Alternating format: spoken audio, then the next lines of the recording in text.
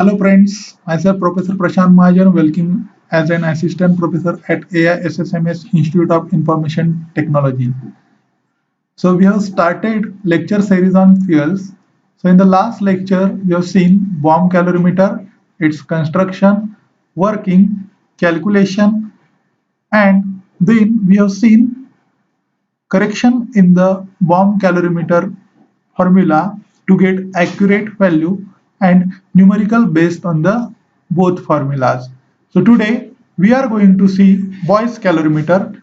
So Boyce calorimeter is used for the determination of calorific value of gaseous and volatile liquid fuel. So you can see the diagram here. So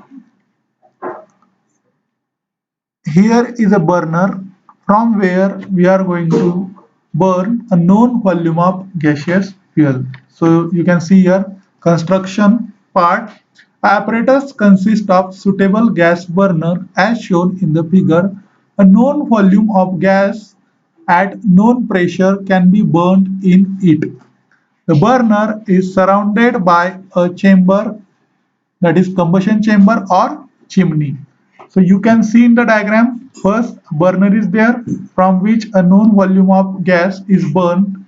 Then that burner is surrounded by combustion chamber, which is also called as chimney. Then a combustion chamber has a copper coiling inside as well as outside it. Water at constant rate is passed through the coil. So you can see here, so the combustion chamber has copper coil. One is outer copper coil here and other is inner coil is there. So water is passed from here and then it will come to the downside and it will go to the upper side also.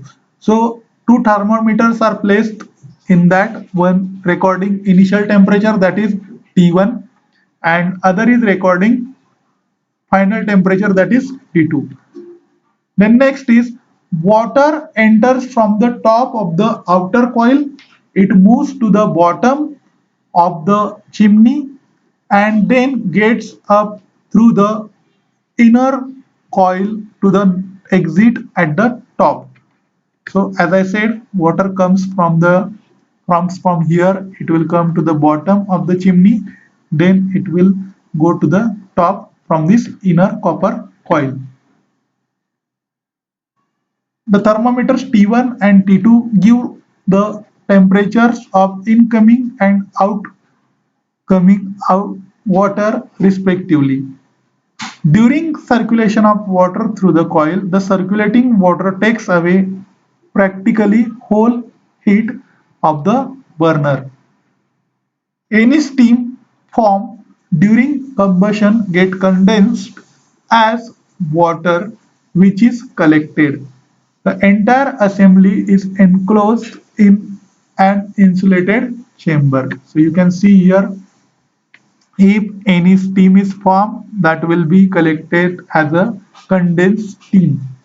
So if we ignite a known volume of gas, that heat liberated is absorbed by the circulating water. So initial temperature, that is T1, then this is heat absorbed by the water, that is recorded as T2. If any steam is formed, that will be collected as condensed steam and this is volume V. So here is not any water equivalent. So you can directly write the formula for Boyce calorimeter, that is there is no water equivalent. So here you can see, or you can write directly formula as of bomb calorimeter, where mass of the fuel is taken as in the kilogram or gram, that is X. Here we are using volume of a gas, that is V. So you can see here the formula directly. GCV is equal to, there is no omega, that is W plus omega is there in the bomb calorimeter. Here is W only. Initial temperature is there, final temperature is there. So at the time of bomb calorimeter we have written X, here we have written volume. So that is the formula. Then working of Boyce calorimeter. For initial warm-up period, circulation of water and burning of gaseous fuel are continued at constant rate for about 15 minutes. So for warm-up purpose, we are going to use circulating water and burning of gaseous fuel for 15 minutes. The rates of the fuel burning and water circulation are controlled so that the exit water leaves the apparatus nearly at atmospheric pressure. So you have to maintain or we have to control the rate of burning of fuel. When the steady conditions are established, then following readings are simultaneously noted for certain period of time. So we have to record the volume of gas burned, that is V, quantity of water passed through the coil, that is W, change in temperature, that is T2 minus T1, then mass of water condensed, that is small m. So that is working. So for 15 minutes we have to do the circulation of water and burning of water. Then when steady conditions are established, then we have to record the four readings, that is volume of gas burned, quantity of water passed, then change in the temperature, then mass of the water condensed. Then calculation part, first volume of gas burned is V meter cube, then quantity of water passing is W, initial temperature is T1, final temperature is T2, mass of the water condensed, that is M. So heat produced by combustion of fuel, it is nothing but heat absorbed by cooling of heat. So this is nothing but combustion of fuel, heat liberated, it is nothing but heat absorbed by the circulating water. So that is nothing but VL is equal to W into T2 minus T1. So V into L is equal to W in bracket T2 minus T1. So this part goes to the other side, that will be divided. So last formula will be GCV is equal to nothing but L is equal to W in bracket T2 minus T1 upon V kilocalorie per meter cube. If we want to convert that calorie into joule, then we have to multiply this formula by 4.184. That will become, or that will be converted into kilojoule per meter cube. So this is for GCV, and if we want that for NCV, the formula will be NCV is equal to GCV minus M into 587 divided by V kilocalorie per meter cube. Sorry. So GCV value you will get from here, M that is from the data, V that is also from data, 587 it is the latent heat of steam. And again, if you want to convert this into kilocalorie per meter cube into joule per meter cube, we have to multiply that whole value into 4.184. So we are going to see numerical now. So this is the numerical.